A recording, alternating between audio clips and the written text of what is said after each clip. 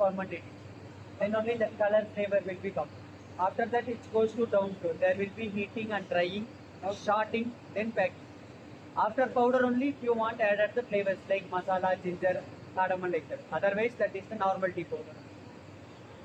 Those are real flavors, like real ginger flavor. Here,